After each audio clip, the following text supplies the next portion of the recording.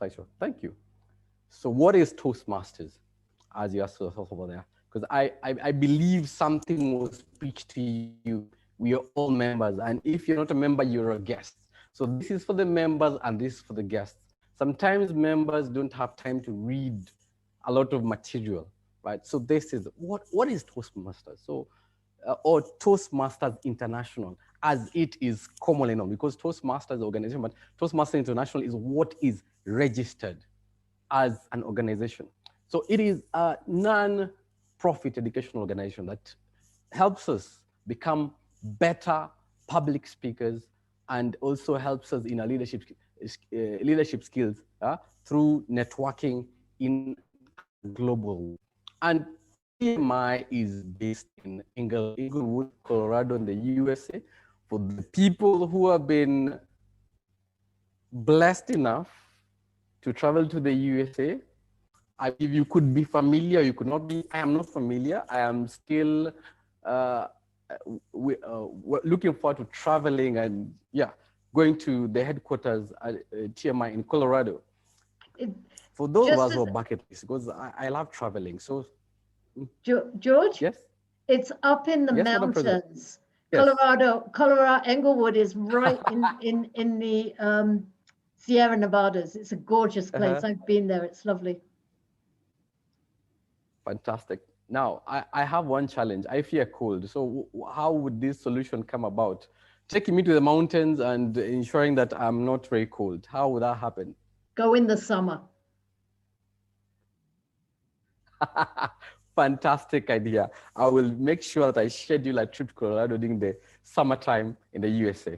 Okay, moving on very quickly, right? So where are we as Toastmasters? Because as a member of Eldoret Toastmasters Club, we are part of TMI. So looking at those statistics, which I've taken from the website, there are over 360,000 members globally. Wow. And we are growing by the day. This is a global organization. And just to show you how we are present, we have clubs present in 145 countries. 145? Madam President, how many countries are there in the world, if you might know the answer? 180? Somewhere about that. It's 177 or something like that. I think it's 180 something. I don't know the exact number, 187, I think.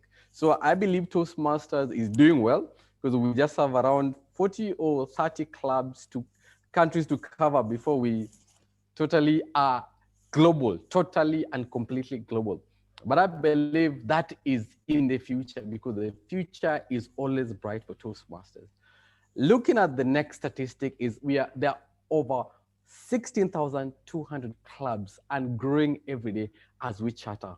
Wow, this is just a platform for people who are hungry for personal development, people who want to grow, people who want to be mentored, and people who want to practice becoming effective communicators, better leaders, and growing others. I love this club. Now, a bit of history regards to Toastmasters, right? So basically, Toastmasters began as a series of clubs organized by this gentleman called Ralph C. Smedley. At the time, he was working for YMCA, and there are people who are familiar with YMCA. And YMCA, as you see in the slide there, stands for Young Men's Christian Association. That was in Illinois, in the USA. So now, what basically led Ralph to start this club, right? And he realized that in the community, he looked at the young men as he interacted with them, and he found that they had certain inadequacies that could help them in terms of life skills. So he wanted them to learn on how to conduct meetings, plan programs, and work on committees, because planning, communication, planning, and execution is a core skill. It's some of the soft skills that we need in life. And for him, that was the vision. He really wanted to help our people. And this did not materialize. He started, basically, the first meeting was started, I think, was in 1905. But due to his heavy commitment with YMCA, the first true meeting or the first two clubs didn't happen, I think, until 1927. So 1924. So like you see over there, officially the first meeting was held at the YMCA building because Ralph Smedley was heavily involved with YMCA in 1924. And maybe something as we look at the timeline that passed for this organization of ours, or TMI. So he basically grew the club, and it became international. In fact, it started in Colorado, and it grew. Sorry, it started and it grew, and it was majorly growing in the United States, and it was called Toastmasters Club. And the moment the popularity spread over to Canada, they had to register this organization and call it Toastmasters International because it has now crossed the border. And the dream and the vision grew to helping others become effective speakers, effective communicators, effective leaders. And unfortunately, in 1965, Ralph Smedley passed away, but he left a wonderful legacy of mentorship, of basically help people, giving people a platform to express themselves, help people to grow, helping people to grow their leadership skills within a particular environment and help members also socialize. But that was not the end. As Ralph passed on, there were other leaders that took the organization forward, because the hallmark of a true leader is not what happens when you're alive, is basically what happens when you're not present. In that people subscribe to your vision and continue with what you had envisioned as the future. And this continued in various leaders. And that is why annually we elect international president to take the organization forward. Now, in 1970, Toastmasters admitted its first female member. So this was an interesting time, because all this time Toastmasters was just admitting men, and I believe it was late for Toastmasters. Because if you look at the United States, if you look at its history, I think in the early 1900s, women won the right to vote, and yes, and other rights also came along, and all the way into 1970 is when Toastmasters admitted its first lady. Now, in 1973, that's when they officially started admitting women. Like any other club, there are rules of engagement, and they tend to open up slowly. It is not an open section for all. It is a gradual process.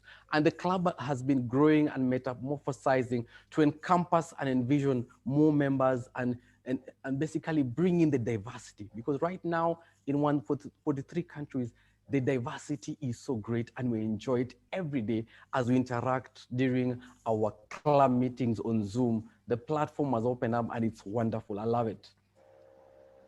Very quickly, how is Toastmasters structured? Like every organization, there is a structure that basically helps it achieve its goals and also achieve its vision in the long run.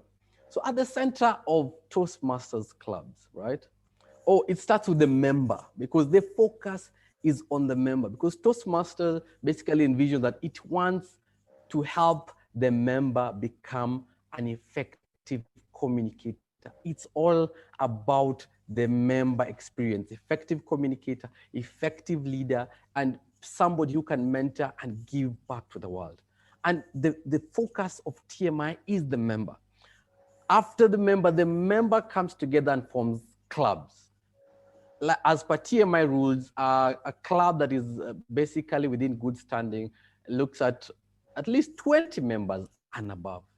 Looking at the clubs who could have less members, okay, maybe, but there are legal, basically rules guideline on how a club can be good standing. But the ideal number is 20 members. There are clubs who have seen who have 70 members, 100 members, and it varies all across the world. After the club, several clubs are formed together into a structure to form an area. And what I love about today's meeting, we have our area director, Toastmaster Elisheba Siganga. She will maybe give us a short outbrief or a short look on how area functions. And several areas are also grouped together to form divisions. Apologies for that. I left that out as I was rushing to bring in these divisions. And that is where I come in. I am in the division cabinet, and we are in Division D, led by Toastmaster Ken Victor Ochieng. And I'm in the divisional cabinet, and I'm basically in charge of program quality. And I work hand in hand with Carol Lally, who's in the area program quality, in charge of program quality. So that is how we are structured. And then several divisions come together to form a district. And our current district is, the district which we are located in is called District 114. Our district director is none other than Toastmaster Gladys Muhunya. And most of you know this. For the new members, this is information for you. Let's read up, because the district also has a website. I would encourage you to go to our social media and learn more about our district, because our theme for this year is creating magic. And this shall be demystified as we move along. And interestingly, several districts together, I normally put together to form a region. And now the regions are put together form the whole of Toastmasters international, international platform. And that's how we grow ourselves, and that's how we run with it. It's a wonderful platform, and I believe there's room for growth. There's always room for growth for everybody. Now, I want to emphasize today on how the club is structured, because a club has 20 members. Amongst these 20 members, there's what you call leadership, because Toastmasters envisions the development of communication skills and also leadership skills. Now, with aspects to leadership within the club, there has to be direction, because every club has objectives, has goals, and how do you drive this forward? We need leadership. And within the club leadership, there is the president, who's tasked with running the whole club and basically with his executive committee, right? So the president is at the top of this committee, and he is assisted by the vice president education. He's in charge of our education in terms of pathways, assigning us mentors, and basically anything that can help us grow, even how we do our speeches, how we schedule ourselves to grow and do speeches and conduct other roles. The VPE is in charge of this. And thirdly, we have the vice president membership. When somebody comes in as a new member, the vice president takes them on or can give them to one of their committee members to actually give them a bit of orientation before they hand them over to the vice president education. And fourth, we have the president, vice president public relations. This docket is basically charged with the PR, whereby the visibility of the club on social media, aspects of communication, which are very important for any organization, because it's about the club and the member. And fifth or sixth, I put there secretary/treasurer, right? These people perform certain roles, and secretary as a role, they have the documentation, they take minutes, because Toastmasters, as we are chartered, we are required to actually have certain documentation. We are required to run our meetings in a certain way. And one of these meetings, when we run this meeting, is to document. So the person in charge of documenting our meeting is the secretary. The treasurer, of course, handles our finances, collects our dues, and makes payment for whatever operations are required by the club. And last but not least is the sergeant at arms. Sergeant at arms basically controls the order of what happens during meetings. He takes charge and controls, and they're basically rules and guidelines. During physical meetings, of course, they arrange the room to make sure everything that is required by the meeting is set up. During the Zoom meetings, they control who basically can talk, who can see what, who can do what. And this is just a wonderful, and all these people work together towards a common goal. It's really, really fantastic to be part of this. And I implore all members during your Toastmasters journey, because being a member of Toastmasters is a journey, ensure that you experience, if not all of these positions, most of them, and grow yourself, because it will teach you on how to interact with others, how to bring about different personalities, and basically find a way of moderating your personalities, and you drive your goals ahead, because this organization is a volunteer organization. And in leadership, if you want to grow, lead a volunteer organization. You will grow your skills on how to basically challenge yourself and become better. It's not easy. Leadership has not been easy. I cannot tell you that it's easy. It's a challenge. I've been in leadership for all the years I'm in Toastmasters, and I keep on meeting new challenges every day. And very quickly, okay, I think that one is my final part of the slide.